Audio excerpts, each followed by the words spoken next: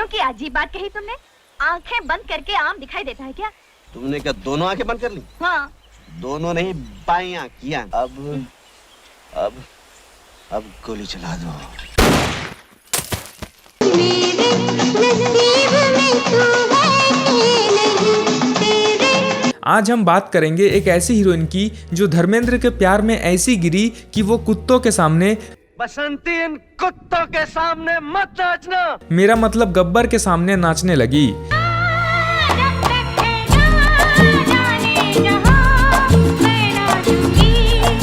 ये अदाकारा इतनी खूबसूरत थी कि हर कोई उसका दीवाना हो गया था और वो सबको ललकारते हुए सबसे कहने लगी, यूं कि हम सीख तो रहे थे गोली चलाना, लेकिन अब हमें दाल में कुछ काला लग रहा है। यहाँ तक कि अमिताभ बच्चन भी फिल्मों में उनको लाइन मारा करते थे। दिल से मिलेगा जो दिल को महकने लगोगे। तो हम बात कर रहे हैं बॉलीवुड की ड्रीम गर्ल और फिल्मों में तांगा वाली हीरोइन हेमा मालिनी की। ये गांव खेड़ा है साहब, यहाँ मोटर गाड़ी नहीं मिलेगी कि बैठे और गर्र से चल दिए। यहाँ तो बसंती का तांगा ही चलता है। आखिर क्यों बॉलीवुड की सबसे सुंदर और चुलबुली हीरोइन 4 बच्चों के पिता से शादी करने को तैयार हो गई और धर्मेंद्र की दूसरी पत्नी बन गई। मैं तुम्हारे संग शादी कर चुकी हूँ, ख्वाबों में, ख्यालों में। अब तो मैं सच्ची मुच्ची तुम्हारी हो जाना चाहती हूँ। आखिर क्यों जिस माँ ने हेमा मालिनी को एक प्रसिद्ध हीरोइन बनाया, उसी माँ की जिंदगी को एक नर्क में ढकेल दिया और इस्लाम धर्म अपनाकर दूसरी शादी कर ली। क्यों बॉलीवुड की सबसे डिमांडिंग हीरोइन रहने के बाद भी एक प्रोड्यूसर डायरेक्टर ने उन्हें सबके सामने बेइज्जत करके सेट से निकाल दिया था। तुमको भी गम ने मारा, हम सबको गम ने मारा। और शादी के बाद उनकी हालत इतनी बुरी हो गई थी कि उन्हें बॉलीवुड के बी ग्रेड वाले फिल्मों में काम करना पड़ा और उसके बाद से लेकर आज तक वो अपने पति से दूर एक अलग घर में रह रही है। Yeah, because you run your own household, you run your career, you bring up your children.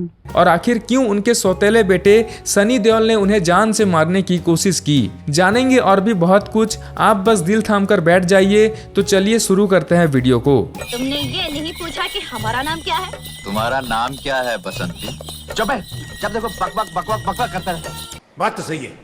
दोस्तों, हेमा मालिनी का जन्म 16 अक्टूबर 1948 को तमिलनाडु में हुआ था। उनके पिता का नाम था वी.एस. रामानुजम चक्रवर्ती और मां का नाम जया लक्ष्मी था। यानी कि हेमा मालिनी का जन्म एक चक्रवर्ती तमिल ब्राह्मण परिवार में हुआ था। खाओ माँ कसम। हेमा मालिनी बचपन में हीरोइन नहीं बनना चाहती थी, लेकिन उनकी माँ ये चाहती थी कि वो बड़े पर्दे पर जाकर एक नचनिया बने और बॉलीवुड के बड़े बड़े एक्टर उसके दीवाने हो जाए। पर मेरे कब तक मुझे ऐसे ही तड़पाओगे। उनकी माँ उन्हें हीरोइन बनाने के लिए इतनी उतावली थी कि उन्होंने हेमा मालिनी को 12वीं की पढ़ाई भी पूरी नहीं करने दी और दिल्ली में पढ़ाई कर रही हेमा मालिनी को चेन्नई बुलाकर डांसिंग और एक्टिंग क्लास ज्वाइन करवा दिया। और जहां हेमा मालिनी को 12वीं के पेपर देने थे तो वहीं स्टेज पर चढ़कर वो ये करने लगी। होले होले बिरहन का मन पापी डोले, किसे नींद आए। उनकी मां लगातार उनके लिए फिल्मों में काम ढूंढने लगी और हेमा मालिनी को पहली फिल्म भी मिल गई। 1963 में पहली बार हेमा मालिनी को एक तमिल फिल्म में काम करने का मौका मिला। यह फिल्म थी ईदू साथियम और 15 साल की हेमा मालिनी एक डांसर के तौर पर इस फिल्म में दिखाई दी थी। इसके बाद 1965 में एक और तमिल फिल्म पांडवा बनासम में एक बार फिर से वह डांसर ही बनी। दिल के लगे को छुपाऊं कैसे, शोला जो भड़के दबाऊं कैसे।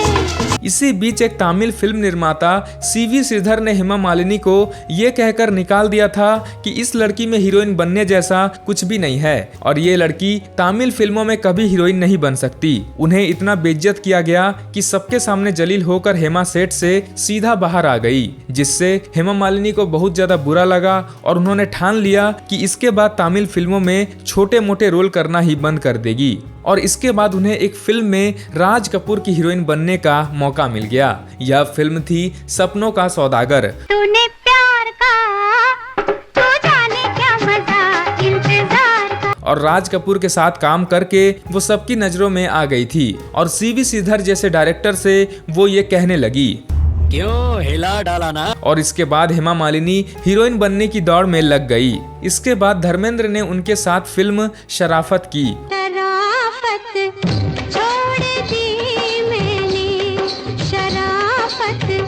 और शशि कपूर के साथ मिलकर फिल्म अभिनेत्री बनाई। वो इसी साल फिल्म वारिश, तुम हसीन में जवान, आंसू और मुस्कान जैसी फिल्मों में दिखाई दी। साल 1990 में हेमा मालिनी पर नजर पड़ी देवानंद की और उन्होंने फिल्म जॉनी मेरा नाम में हेमा मालिनी को अपनी हीरोइन बना लिया।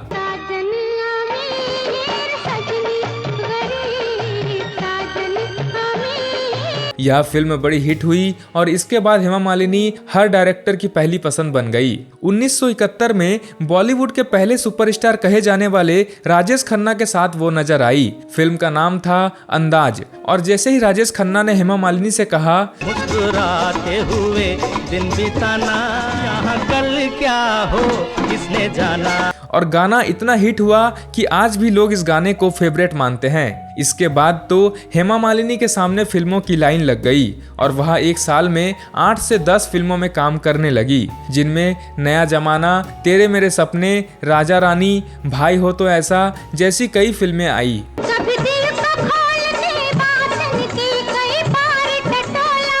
1971 में वो उस एक्टर के साथ भी दिखी जो खुद को धरती का भगवान मानता था। दादा तो इस दुनिया में सिर्फ 2 हैं, एक ऊपर वाला और दूसरे हम। और अगर कोई गलती से उसे फोन कॉल कर दे तो वो कहता था, हम कुत्तों से बात नहीं करते। यानी कि एक्टर राजकुमार। फिल्म का नाम था लाल पत्थर और इस फिल्म में काम करते हुए सख्त लौंडे राजकुमार भी हेमा मालिनी की जवानी पर फिसल गए और सीधे उन्हें शादी का प्रस्ताव ही दे दिया।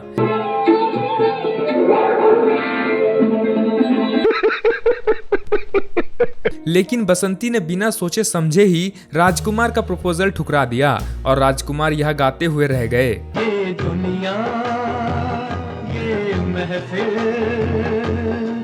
मेरे गाँव की नहीं। 1972 में वो फिल्म सीता और गीता में काम की, जिसमें हेमा ने डबल रोल किया और इस फिल्म ने हेमा मालिनी को टॉप की हीरोइन बना दिया। खूब लगती हो, बड़ी सुंदर दिखती हो। इस फिल्म में जहां एक हेमा मालिनी धर्मेंद्र के साथ झाड़ू से तमाशा करती हुई नजर आ रही है, तो वहीं दूसरी हेमा मालिनी से शोले के ठाकुर ये कह रहे थे, हवा के साथ साथ घटा के संग संग ओ साथी चल। और हेमा मालिनी भी उसे साथी बनाकर चल रही थी। मुझे लेके साथ चल तू। इसके बाद उन्होंने छुपा रुस्तम, गहरी चाल, कसौटी, पत्थर और पायल, अमीर गरीब, सुनहरा संसार, धर्मात्मा और प्रतिज्ञा जैसी फिल्मों में काम करके हेमा मालिनी हर किसी की पहली पसंद बन गई थी। और फिर आई वो फिल्म जिसने हेमा मालिनी को घर घर तक पहुंचा दिया। फिल्म का नाम था शोले और इस फिल्म में हेमा मालिनी ने बसंती तांगे वाली का किरदार निभाया था। तुमने ये नहीं पूछा कि हमारा नाम क्या है? तुम्हारा नाम क्या है बसंती? चुप है। और वो इतना ज्यादा बोलती थी कि अमिताभ बच्चन को उसे टोक कर बोलना पड़ा। और अगर हम ही ये न जाने ठाकुर बलदेव सिंह के घर जाना है और कान में रुई लगाना पड़ा। और आपको ये सीन तो याद ही होगा जब बसंती अपना नाम बताने लगी। बता ही देते हैं, हमारा नाम बसंती है। पहली बार सुना ये नाम। फिल्म का विलन यानी गब्बर सिंह जो बसंती का नाच देखना चाहता था और धर्मेंद्र बसंती को नाचने नहीं देना चाहता था। बसंती, इन कुत्तों के सामने मत नाचना। और पानी के टंकी पर चढ़कर धर्मेंद्र ने बसंती से शादी करने के लिए जिद करने लगा और ये फिल्म साल की सबसे बड़ी ब्लॉकबस्टर फिल्म बन गई। हमको दे दे ठाकुर, ये हाथ हमको दे ठाकुर। इसके बाद सन्यासी, आप बीती, शराफत छोड़ दी मैंने, चाचा भतीजा जैसी फिल्मों में भी हेमा मालिनी ने खूब पहचान बनाई और इतनी बनाई कि वो हर किसी के लिए ड्रीम गर्ल बन गई। मेरे दिलरुबा मेरे पास आ। नहीं नहीं और धर्मेंद्र उनके पल्लू पर चलते हुए ये कहने लगे, किसी शायर की गजल। और 1980 में एक ऐसी फिल्म भी आई जिसने पहली बार भारत में कुछ औकात से बढ़कर लोगों को दिखाया। फिल्म का नाम था द बर्निंग ट्रेन और ये फिल्म उस समय बड़ी चर्चा में रही। मैं देती हूँ, मेरा ना सुहाग है ना कभी होगा। ये लीजिए, सबकी सुहाग की रक्षा के लिए। 1981 में जब हेमा मालिनी ने बारिश में लेटते हुए ये गाना गाया,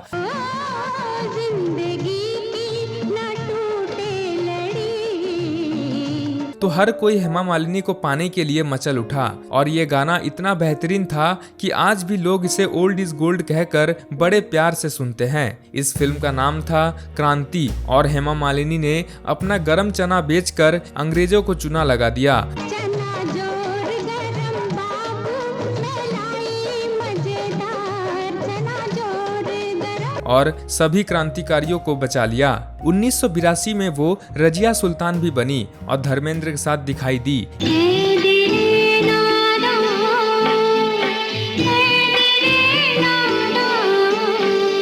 इसके बाद भी हेमा मालिनी ने एक से बढ़कर एक बेहतरीन फिल्मों में काम किया। 1990 में वो अनिल कपूर की सास बनी और जमाई राजा बनकर अनिल कपूर ने भी खूब उनकी नाक में दम किया। तुमने अभी तक मेरे शोले नहीं देखे, शराफत देखी है।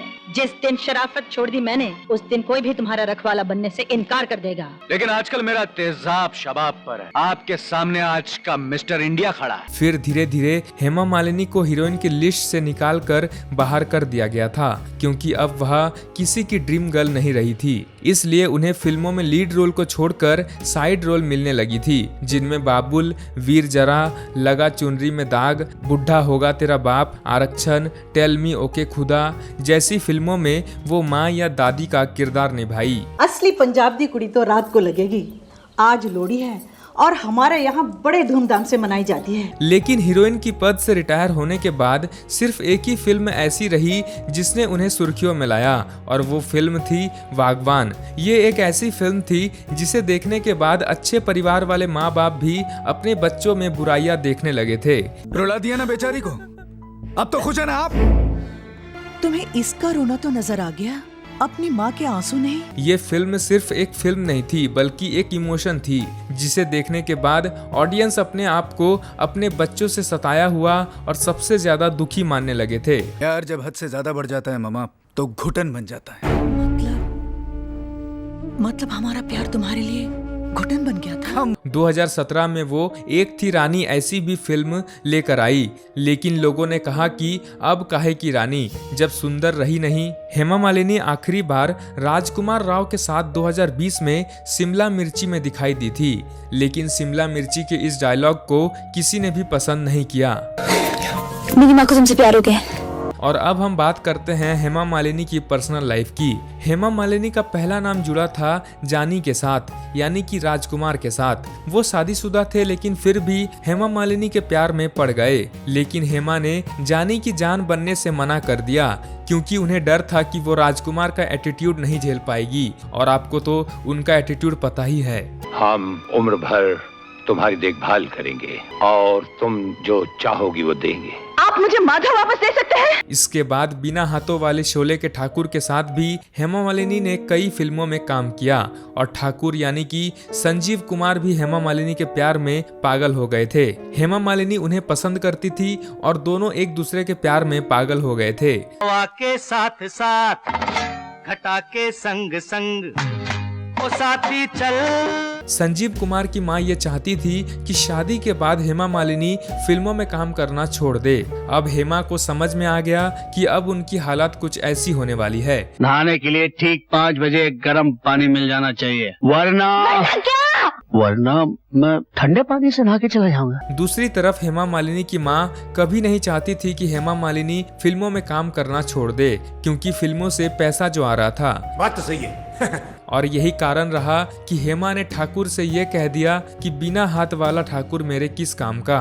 लेकिन अच्छा हुआ कि उस समय AI नहीं आया था, नहीं तो ठाकुर का ये रूप देखकर बसंती वीरू की नहीं बल्कि 200% ठाकुर की ही होती। एक और मजेदार किस्सा ये भी रहा कि जब हेमा मालिनी संजीव कुमार से गुस्सा थी, तब संजीव कुमार ने अपनी दुख बीती कहानी जितेंद्र को सुनाया और हेमा मालिनी को मनाने के लिए कहा। लेकिन जितेंद्र ने रास्ता साफ देखकर संजीव कुमार को ही अलग करके खुद हेमा मालिनी को प्रपोज कर दिया। जवानी का खजाना है, रोमांस का ज़माना है।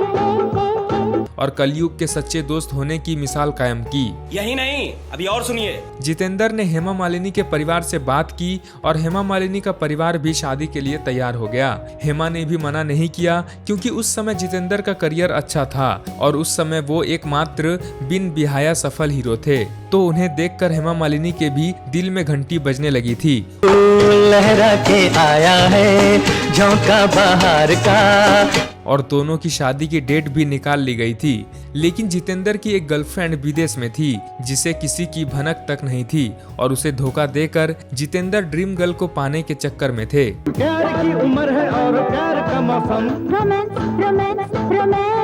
बहुत तेजी से हेमा मालिनी और जितेंद्र की शादी होने ही वाली थी कि धर्मेंद्र को इसकी भनक लग गई और वह जितेंद्र की गर्लफ्रेंड को लेकर इंडिया पहुंच गए और दोनों ने मिलकर वहां इतना हंगामा किया कि जितेंद्र और हेमा मालिनी की शादी ही टूट गई। अभी मजा आएगा ना भिड़ो। जितेंद्र पछताते हुए रह गए क्योंकि जिस लड़की के लिए वो एक धोखेबाज दोस्त बन गए, एक बेवफा आशिक बन गए और आखिर में वो लड़की भी उन्हें नहीं मिली और वो ये कहते हुए रह गए, आईने के 100 टुकड़े करके हमने देखे हैं। इसके बाद कुछ समय तक धर्मेंद्र हेमा मालिनी के दिल में अपना प्यार जगाने में लगे रहे और हेमा ने सबसे ज्यादा धर्मेंद्र के साथ ही फिल्मों में काम किया। उस समय की हीरोइनों की किस्मत ही फूटी रहती थी क्योंकि उन्हें आखिर में एक शादीशुदा एक्टर या डायरेक्टर के साथ शादी करनी पड़ती थी। कोई हसीना जब रूठ जाती है तो और भी हसीन हो जाती है। तो पहले से शादीशुदा और 4 बच्चों के पिता धर्मेंद्र ने भी हेमा मालिनी को ये कहते हुए पटा लिया।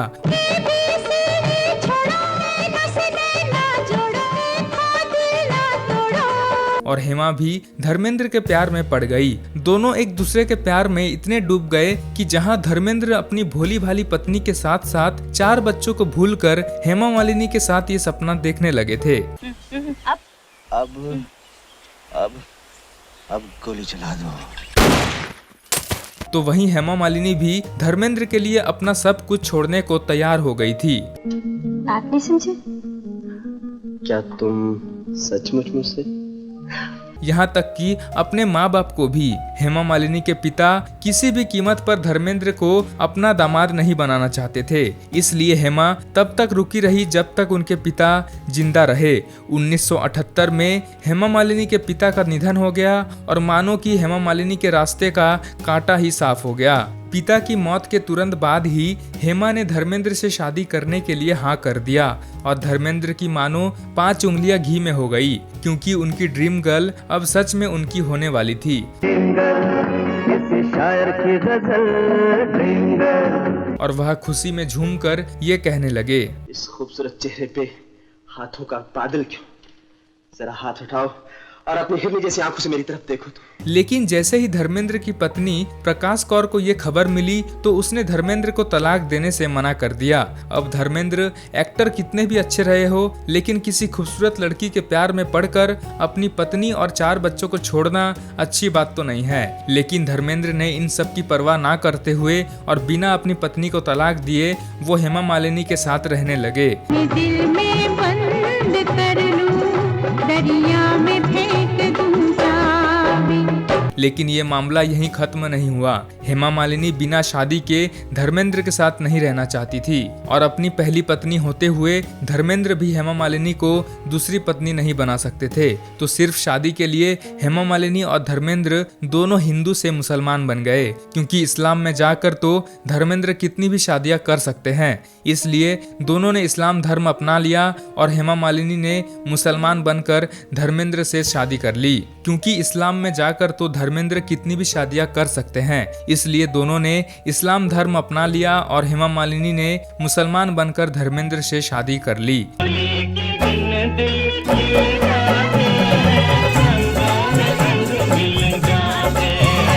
और प्यार में पागल जहां धर्मेंद्र दिलावर बन गए तो वहीं हेमा मालिनी का नाम हो गया आयशा बी। तू समझा? हाँ। नहीं, तू समझा नहीं। लेकिन इन्हें सिर्फ शादी करनी थी। उनके लिए ना तो हिंदू धर्म मायने रखता था और ना इस्लाम धर्म। इन दोनों ने एक होने के लिए दोनों ही धर्म का मजाक बना दिया और हेमा मालिनी ने अपनी उस माँ से पूरी तरह से किनारा कर लिया जिसने उन्हें एक सीधी सादी लड़की से टॉप की हीरोइन बनाया था। हेमा ने कभी भी दोबारा मुड़कर अपनी माँ की तरफ नहीं देखा और अकेली माँ को उनके हालातों पर भगवान के भरोसे छोड़ दिया। धर्मेंद्र ने ना तो अपनी पहली पत्नी को तलाक दिया और ना ही हेमा मालिनी को छोड़ा। उन्होंने हेमा मालिनी को एक दूसरे घर में अलग रखा और अपनी पत्नी और 4 बच्चों के साथ भी वैसे ही रहे जैसे कि कुछ हुआ ही ना हो। कल की हंसी मुलाकात के लिए यानी कि एक साथ उन्होंने 2 पत्नियां और 6 बच्चों की परवरिश की। हेमा मालिनी ने 2 बेटियों को जन्म दिया, आहना देओल और ईशा देओल। ईशा देओल हीरोइन बनकर धूम मचाने की कोशिश की। अरे ये वाली नहीं, हाँ ये वाली, क्योंकि वो हीरोइन भी इसी लेवल की बन पाई। बेटी के साथ दामाद भी है। लक्ष्मण कसम से बोलता हूँ 4 घंटे अंदर था, बहुत मजा है। हेमा मालिनी कानूनी तौर पर कभी धर्मेंद्र की पत्नी नहीं बन पाई और हमेशा धर्मेंद्र की दूसरी पत्नी बनकर ही रही। एक समय के बाद जब उनकी जवानी ढल गई और धर्मेंद्र का भी उनसे मन भर गया तो धर्मेंद्र अपने परिवार के पास वापस लौट गए और हेमा मालिनी अपनी दोनों बेटियों के साथ अपनी जिंदगी को नर्क बनता देखने लगी।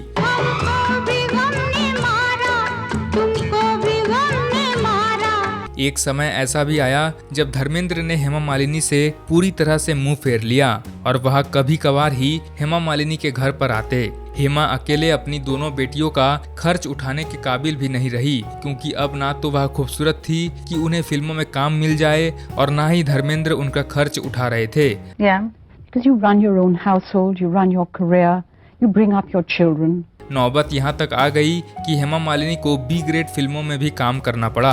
उन्होंने एक ऐसी फिल्म में सिर्फ पैसों के लिए काम किया जिसका नाम था रामकली। ठाकुर साहब, रामकली कल सारी रात हमारी कोठी में मुजरा करती रही और सुबह होते ही कोठी से चली गई। और इसमें काम करके उन्हें इतनी शर्मिंदगी महसूस हुई कि उन्होंने फिल्म निर्माता से रिक्वेस्ट की कि इस फिल्म की पोस्टर शहर के बाहर लगवाया जाए। फिर धीरे धीरे फिल्मों में साइड किरदार निभाने लगी और उन्हें माँ के रोल मिलने लगे। हम तो इसे अपना घर समझ कर आए थे, पर तुमने अपनी माँ को मेहमानी बना दिया। हेमा मालिनी जब एक्टिंग से पूरी तरह से रिटायर हो चुकी थी तो उन्होंने इस फिल्मी फैक्ट्री के मजदूर से मालिक बनने का भी सोचा और खुद फिल्म बनाने की रेस में भी कूद पड़ी। उन्होंने एक फिल्म बनाई दिल आशना है और शाहरुख खान और दिव्या भारती ने इस फिल्म में काम किया और बॉलीवुड को किंग खान देने का खिताब भी हेमा मालिनी को ही जाता है। The first one to introduce you into this beautiful film industry. Thank you. Hema ने एक टीवी सीरियल भी बनाया जिसका नाम था नूपुर और धीरे धीरे उन्होंने राजनीति में भी अपना पैर जमाया। 2004 में वो बीजेपी ज्वाइन कर ली और वह 3 बार लोकसभा चुनाव जीतकर एक सफल नेता भी बन चुकी है और अभी मथुरा लोकसभा सीट से वो बीजेपी की सांसद भी है। मैं हेमा मालिनी जो लोकसभा की सदस्य निर्वाचित हुई हूँ, ईश्वर की शपथ लेती हूँ। हालांकि राजनीति में हेमा मालिनी सिर्फ चुनाव ही जीती, लोगों का दिल नहीं जीत पाई और अपने बयानों और गैर जिम्मेदारी को लेकर वह अक्सर विवादों में फंसती रहती है। मथुरा की विधवाओं के लिए एक बार उन्होंने बयान दिया था, बहुत आबादी बंगाल से आ रही है जो ठीक नहीं है, जो आप वृंदावन वालों के लिए तकलीफ होगी और ऊपर से जो सब भीख मांगते हैं। और इसके बाद उनकी खूब बुराई हुई, लोगों ने उन्हें बेअकल तक कह दिया था। और इसी तरह जब मथुरा में लोग मर रहे थे तब हेमा मालिनी अपनी एक फिल्म का प्रमोशन कर रही थी। एक बार जब एक रिपोर्टर ने उनसे पूछा था कि आपने मथुरा के लिए आज तक क्या किया है, तो उन्होंने कहा था कि मैंने किया तो बहुत कुछ है पर मुझे याद नहीं है। अच्छा लगा कोई जगह मैं उतर के देख रही हूँ, उसको आप लोग फोटो निकालते हैं, कोई दूसरा सांसद को तो आप नहीं लेंगे, ये क्योंकि मैं हेमा मालिनी फोटो मेरा लेके डालते हैं, आपका मजा आता है। एक समय पर तो वह चुनाव के लिए ऐसी ऐसी हरकतें करने लगी थी कि उन्हें देखकर लोगों ने उनकी तुलना पप्पू से करना शुरू कर दिया था। जो भी युवा इस झंडे की रक्षा करना चाहता है उसे हम 6 महीने की ट्रेनिंग देंगे और 4 साल बाद उसे लात मार के भगा देंगे।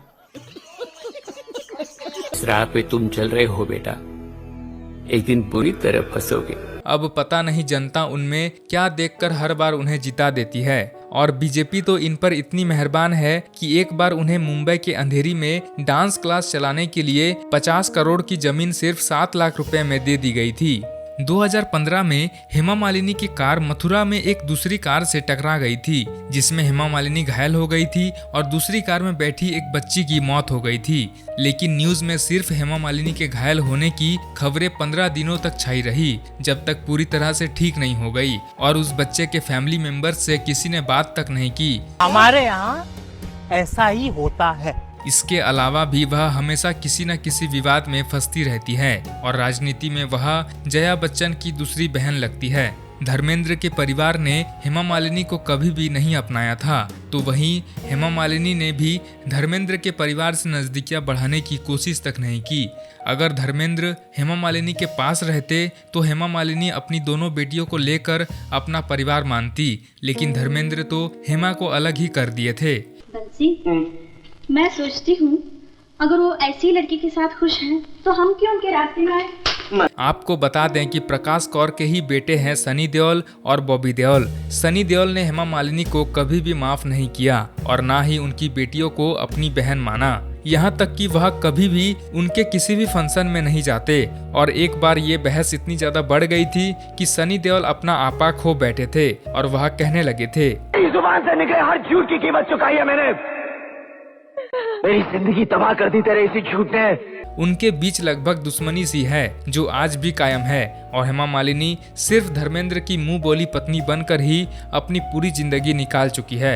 हेमा मालिनी एक ऐसी हीरोइन रही जिसे 11 बार अवार्ड सिर्फ दिखाकर रख लिया गया। मतलब उन्हें नॉमिनेशन तो मिला लेकिन कभी अवार्ड नहीं मिला। क्या बात कर रहे हैं? उन्हें सिर्फ एक बार फिल्म फेयर का अवार्ड मिला है। उन्हें लाइफ टाइम अचीवमेंट अवार्ड और पद्म श्री से भी सम्मानित किया जा चुका है। वह आज भी सनी देओल और बॉबी देओल की सौतेली मां और धर्मेंद्र की दूसरी पत्नी बनकर ही रह रही है और बीजेपी का झंडा लेकर नेता बनी घूम रही है। तो ये थी बॉलीवुड की ड्रीम गर्ल हेमा मालिनी की कहानी। आपको ये स्टोरी कैसा लगा आप हमें नीचे कॉमेंट करके जरूर बताएं। साथ ही वीडियो को एक लाइक कर लीजिए, चैनल को सब्सक्राइब कर लीजिए और आपको कुछ भी कहना हो तो प्लीज आप कमेंट बॉक्स में जरूर बताएं। Thank you so much for watching this video.